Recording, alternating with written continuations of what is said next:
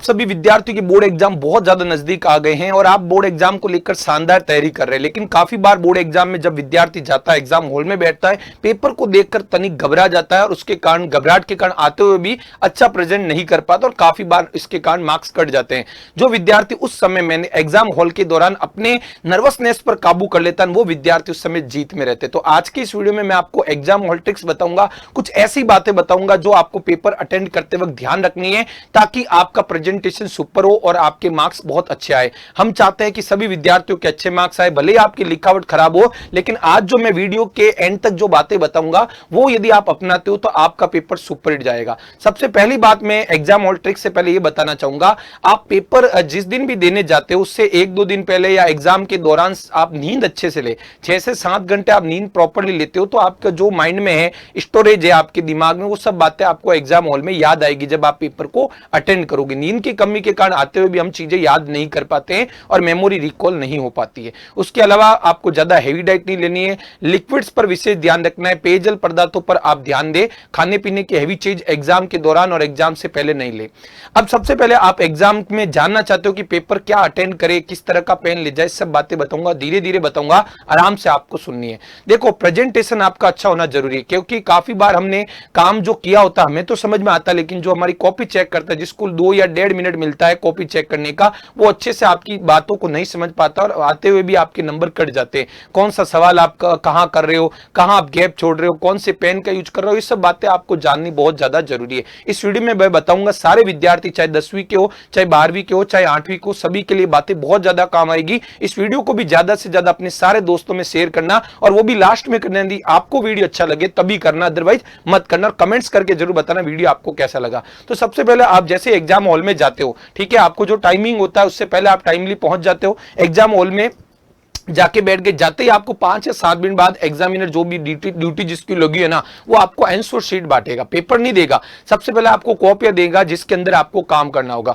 तो प्यारे विद्यार्थियों, कॉपी आपको मिल गई, तो कॉपी के अंदर सबसे पहले यदि आपकी इस तरह से मार्जिन नहीं बनाओ तो आपको इस तरह से लाइन बनानी। ये ऐसी वाली लाइन जो है आडी रेखाएं तो बनी होगी, ये वाली लाइन नहीं बनी हो तो आपको बनानी, क्योंकि इसके अंदर आपको क्वेश्चन नंबर लगाने होंगे।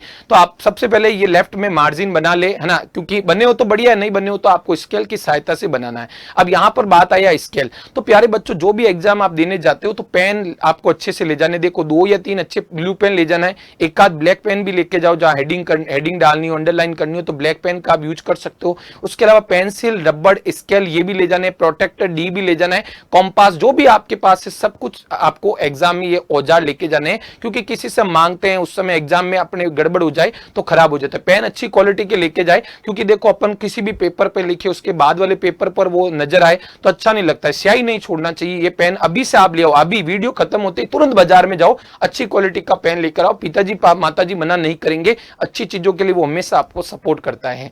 अब आपको एग्जाम के अंदर कॉपी मिल गई, आपने कॉपी के अंदर लाइन रख दी, सब कुछ कर दिया, अब आप बैठ गए। अब आपको 15 मिनट बाद, जैसे आप जाते हो 15 मिनट बाद आपको वो एग्जाम पेपर दिया जाता है। उस दौरान विद्यार्थी घबरा जाते हैं कि पेपर किस तरह का आएगा, मैं पढ़ा वो काम आएगा नहीं आएगा। तो ये चीजें आपको माइंड में नहीं लेकर आनी, पॉजिटिव सोचना है, पेरेंट्स का ध्यान करो, आपके इष्ट देवता उनका ध्यान करो, सब कुछ बढ़िया होगा।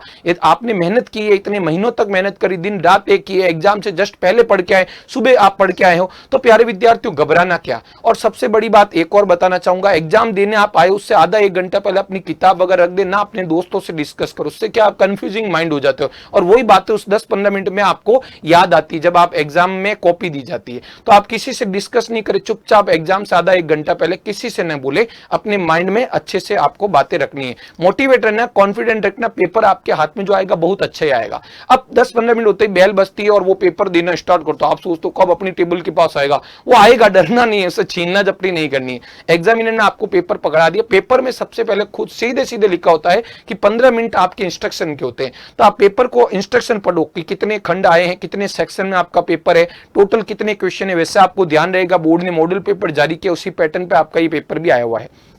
ठीक है, आपने देख लिया, आप घबराना नहीं है। पेपर का सारे सेक्शन देखो, कौन कौन से क्वेश्चन पूछे गए, पूरा पेपर। काफी बार बच्चे क्या करते हैं, जैसे ही पेपर देता है नंबर देखकर चालू कर देते हैं सीधा, और पहला सवाल से स्टार्ट करते हैं। ठीक है, यहां पर पहला सवाल और ये इसका पहला गलत हो गया बच्चों, यहीं पर आप गड़बड़ कर रहे हो। आपको पहले सारे क्वेश्चन देखने, आपको चेक करना है कौन सा खंड आता है कौन सा नहीं, क्योंकि देखो पहला का पहला आया, मान लो दूसरा भी आपको आ गया, तीसरा नहीं आया तो चौथा भी नहीं आया, तो हो सकता है 2-3 आपको नहीं आए आगे वाले, तो सीधे आपको पेपर देखते ही अटेंड नहीं करना है, क्योंकि आप देखो शुरुआत में गड़बड़ हो गई। First impression is last impression, तो शुरुआत के 4-5 पेपर तो सुपर हिट होने चाहिए यार, अच्छे से आपको करने। तो आपको क्या करना, पूरा पेपर अच्छे से पढ़ने, कितने सवाल पूछे गए, कौन कौन से खंड में कैसे सवाल है, कितने कितने नंबर की, सब पिक्चर में आपको क्लियर होनी चाहिए। 3.25 घंटे आपको मिलेंगे, तो 15 मिनट में आपको क्या, 15 नहीं तो 10 मिनट तो आप जरूर जरूर पेपर पढ़ने में निकालें।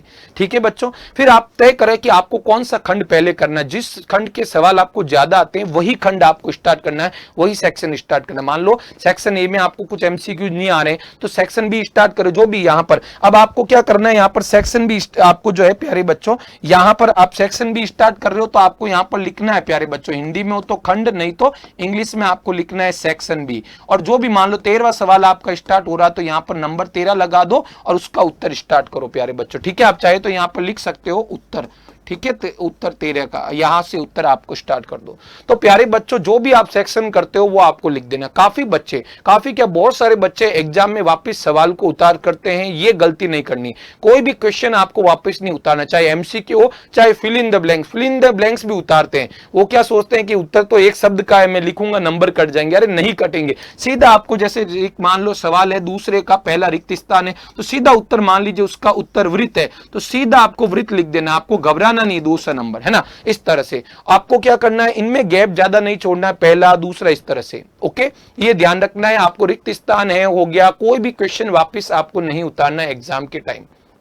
काफी बच्चे उतारते हैं और ये प्यारे विद्यार्थियों आपकी बहुत बड़ी भूल होती है। ठीक है, ये चीज आप लोगों को समझ में आ गई। तो जो भी सेक्शन आपको पहले आता है वही करना है। आपको थोड़े बहुत हर सेक्शन में गड़बड़ लग रही है तो फिर आपकी इच्छा है, बाकी आपको जो सेक्शन पहले आते हैं वो करो। काफी बच्चे ये भी सोचते हैं कि शुरुआत के 1-1.5 घंटा हम फ्रेश माइंड से होते हैं तो जो ज्यादा नंबर वाला सेक्शन होता है उसको करते हैं, तो ये भी कर सकते हैं। आपको लगता है कि लास्ट वाला जो सेक्शन है ज्यादा मार्क्स का है वो पहले करते हैं ताकि कॉन्फिडेंट हो जाएंगे, शुरुआत में फ्रेश माइंड है तो आप उससे भी कर सकते हैं, कोई दिक्कत नहीं, ताकि आप कूल हो जाओगे एग्जाम को लेकर, आप कूल हो जाओगे प्यारे बच्चों। तो ये तय करो, फिर पेपर देना आप स्टार्ट करो, कोई दिक्कत नहीं, आराम से पेपर अटेंड करो, बिल्कुल इधर उधर ताक झाक नहीं करना। थोड़ा बहुत स्ट्रेचिंग कर सकते हो, मान लो आपने 1-1.5 घंटा थोड़ा स्ट्रेचिंग करो, हाथों को ऐसे एक्सरसाइज वगैरह करो, फिर आप करते रहो। ठीक है, और ये चीजें आप शुरुआत में पढ़ लेते हो ना, तय कर लेते हो कि कौन सा सेक्शन पहले करना है बाद में करना है, तो बाद में आप लोगों का टाइम वेस्ट नहीं होता है और रीडिंग टाइम आपका बहुत जरूरी है, वही आपके लोग मार्क्स दिखाता है। अब प्यारे बच्चों आप पेपर करने बैठे, जैसे सेक्शन बी या सेक्शन ए जो भी किए,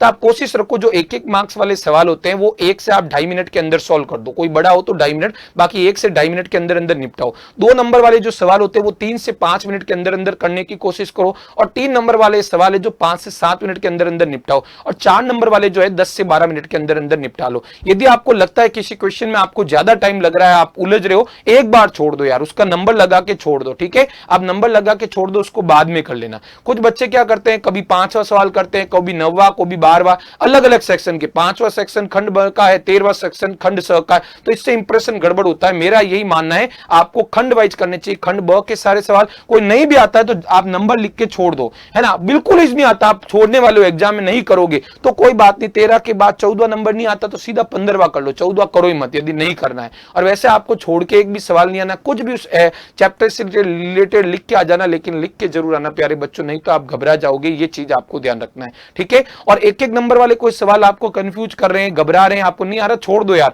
क्योंकि 1 नंबर से ज्यादा जरूरी 5-5 नंबर के सवाल है, 4-4 नंबर के सवाल है, लॉन्ग सवाल जो है वो ज्यादा आपको जरूरी है, ध्यान रखना। और रफ काम भी आपको नजर आता होगा, कोई ऐसा सब्जेक्ट है आपका जिसमें रफ काम की जरूरत है, रफ काम जो है सबसे लास्ट वाले पेज पे आपको करना है। जो भी आपका सबसे लास्ट वाला पेज होता है ना प्यारे बच्चों, वैसे उस पर लिखा होता है, नहीं तो आप ऊपर हेडिंग लगा दो ROUGH रफ वर्क।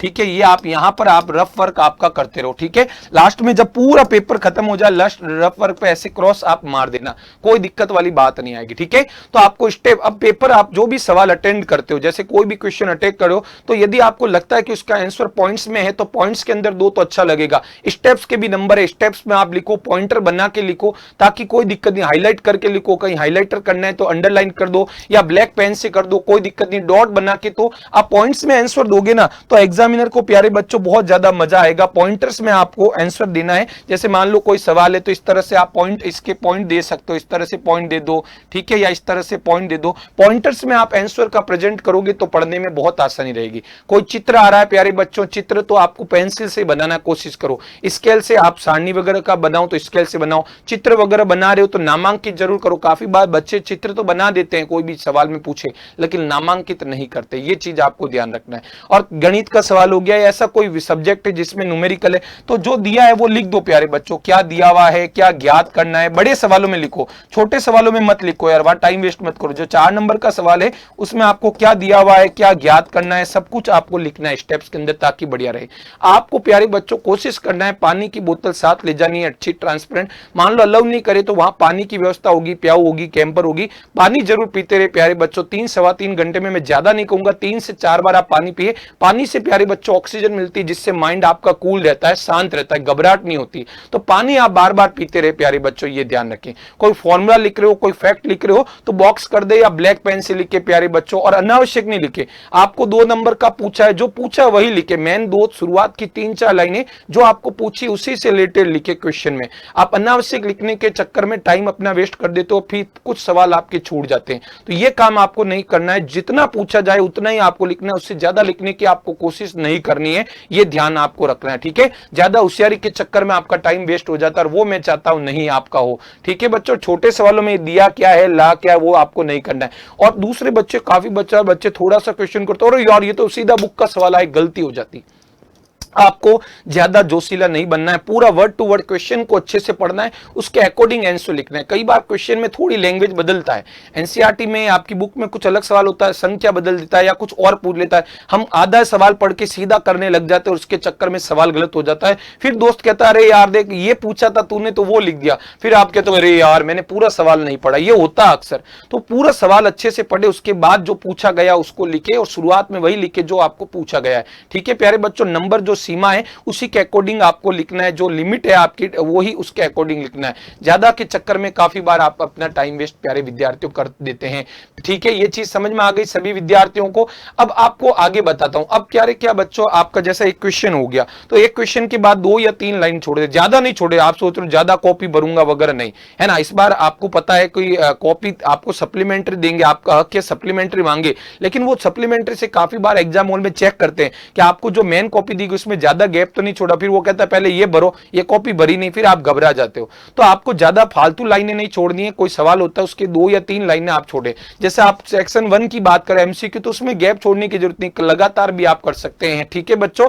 और एमसीक्यू वाले सवालों में मैं आपको सीधा कहूंगा, जैसे एमसीक्यू वाला सवाल है तो पहले का मान लो अ उत्तर है, तो आप ऐसे लिख सकते हो प्यारे बच्चों, जैसे ए ऑप्शन है या अ उत्तर है तो साथ में उत्तर भी लिखो। जैसे इसका उत्तर भूमध्य रेखा है तो आप वो भी जरूर लिखे, अच्छा लगेगा मेरे अकॉर्डिंग। इसका उत्तर भूमध्य रेखा भी आप लिख दो। जैसे दूसरे का उत्तर मान लो सी है और साथ में जो भी इसका उत्तर है, मान लीजिए भारत उत्तर है तो आप भारत जरूर लिखे, तो बहुत बढ़िया रहेगा इस तरह से। इनमें भले आप गैप मत छोड़े, इस तरह से आप सीधा सीधा लिखता रहे प्यारे बच्चों। लेकिन अब दूसरा सवाल अटेंड कर रहे हो तो फिर 2 या 3 लाइनें जो है आप छोड़ दो, ताकि एग्जामिनर को पता लगे कि यहां पर नया आंसर सवाल स्टार्ट हुआ है। स्केल से लाइनें खींचने की जरूरत नहीं है, टाइम आपको अनावश्यक वेस्ट नहीं करना है। ये डेकोरेशन जो है वो आपको लास्ट में लगे कि 5-10 मिनट बच गए हैं तो आप कर सकते हैं। ये चीज आप लोगों को, विद्यार्थियों को, और काटा पीटी नहीं करनी। जैसे कहीं पर काटा पीटी हो भी गई तो प्यारे बच्चों आपको लगा कि आपने उत्तर लिखा गलत है तो प्यारे बच्चों कोई बात नहीं, इस तरह से आप लाइन फेर दे, उसके बाद वापस नंबर लगा के कर दे, या आप इधर साइड में लिख सकते हैं गलत, या छोटा सा क्रॉस बना दे कि भाई ये गलत है, इसके बाद वापस नंबर लगा के कराए। आप लोग क्या करते हैं इस तरह से ऐसे ऐसे करते हो, ये गलता राम आपको नहीं करना है, उससे क्या एग्जामिनर पर गलत इंप्रेशन पड़ता है, ऐसा नहीं करें। और कोई भी छोटा, आप जैसे कोई बड़ा सवाल स्टार्ट कर रहे हैं, अब कॉपी आप यहां पर स्टार्ट नहीं करें, आपको लग रहा है कि छठवां बड़ा सवाल है अब लास्ट लाइन से स्टार्ट हो रहे तो यहां नहीं करें, यहां पर आप पीटीओ लिख दे। 5 सवाल तक खत्म है, पीटीओ मतलब प्लीज टर्न ओवर, कृपया पेज उल्टिए। तो आपकी कॉपी वाला जो भी चेक करेगा उसको पता लग जाएगा पीटीओ लिखा मतलब आगे भी उसने किया है।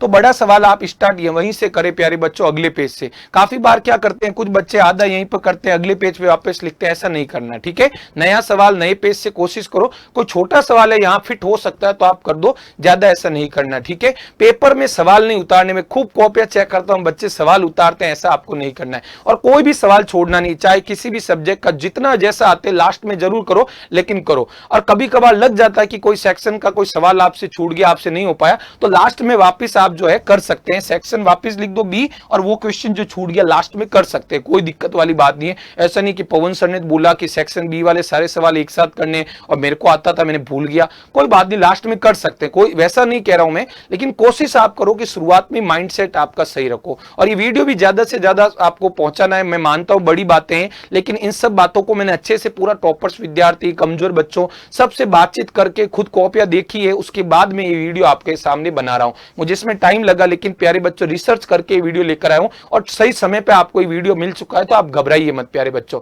उसके अलावा सबसे बड़ी बात होती है, गलती कहीं हो जाती है तो मैंने आपको बताया अच्छी तरह से मैनेज करनी, क्रॉस वगैरह कर दो, ओवर राइटिंग से बचना है। काफी बच्चे ऊपर ऊपर लिख देते, जैसे ये लिख देता है, मान ले किसी का उत्तर है किसी का उत्तर मान लीजिए गणित की बात करें, व्रत हो गया तो इसके अब व्रत में ऐसे कर दिया तो वापस इसी के ऊपर कर रहे हैं, ऐसा नहीं करें, क्रॉस करके वापस लिख दो। ओवर राइटिंग से आपको बचना है, गलतियां हो जाती, इंसान है प्यारे बच्चों, क्वेश्चन आपको नहीं उतारना है, ये ध्यान रखें, ठीक है। और एक सेक्शन खत्म होने के बाद दूसरे सेक्शन से पहले भी 2-3 लाइन रख दे, सेक्शन का नाम लिखकर फिर स्टार्ट कर दे, ठीक है। और ये चीजें आपको मेनली मैंने सब बातें आपको बता दी, कोई भी सवाल आपको छोड़ना नहीं, कितना भी बड़ा उसको करना है, ठीक है। और ज्यादा आपको लग रहा है समय लास्ट में कम है और बहुत कुछ छूट रहा है, तो कुछ नहीं, मेन चीजें सवाल की कर लो, पेपर पूरा अटेंड करना है, थोड़ा शॉर्ट में लिख दो, समराइज कर दो, क्रिस्पी लिख दो, कोई बात नहीं, आधा 1 नंबर कटेगा, पूरा 5 नंबर कटे उसके बजाय आधा नंबर कटे तो कोई दिक्कत नहीं है। टाइम आपको लगे कम है, आप एग्जामिनर से पूछते रहे, वैसे वहां बेल बजती 1 घंटे से बचा हो तो आधा घंटा बचा हो तो वो एग्जामिनर बोलता है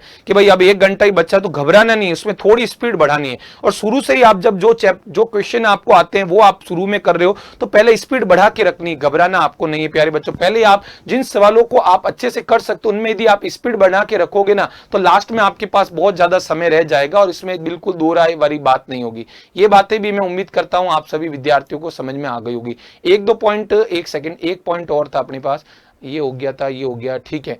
तो सिस्टमेटिक तरीके से करना है, कैलकुलेशन वापस आपको चेक करनी है, और जैसे आप कॉपी पेपर कर लेते हैं 5-10-15 मिनट रह जाते तो वापस एक बार चेक करो, पूरा 1 नंबर से चेक करो, पहला सेक्शन के सारे सवाल हो गए, दूसरे के सारे हो गए, तीसरे के हो गए, कोई छूट गए तो लास्ट में जरूर कर ले, लेकिन छोड़ के नहीं आना है प्यारे बच्चों, ठीक है। ये दोस्तों में भी वीडियो शेयर करना, ये सब बातें थी जो मैंने आपको बता दी। और जो पेन से आप लिखने वाले हो वो पेन आजकल में खरीद लो, ये सब बातें आप अपनाते हो तो एग्जाम पेपर आपका अच्छा होगा। हो सकता है कोई 1-2 बात मुझसे भूल चूक में रह गई हो तो आप प्यारे बच्चों इस वीडियो के नीचे कमेंट में कर देना, ताकि बाकी बच्चों को ये बातें पता लग जाए। इस वीडियो को भी ज्यादा से ज्यादा अपने सभी दोस्तों में शेयर कर देना, ताकि उनको पता चले कि पवन पारिक सर ने जो बातें बताई रियल में काम की है। बहुत काम का वीडियो, थोड़ा बड़ा है, स्पीड बढ़ा के आप देखवा देना, उनको बोलना, लेकिन शेयर जरूर करना। थैंक यू सो मच, जय हिंद, जय भारत।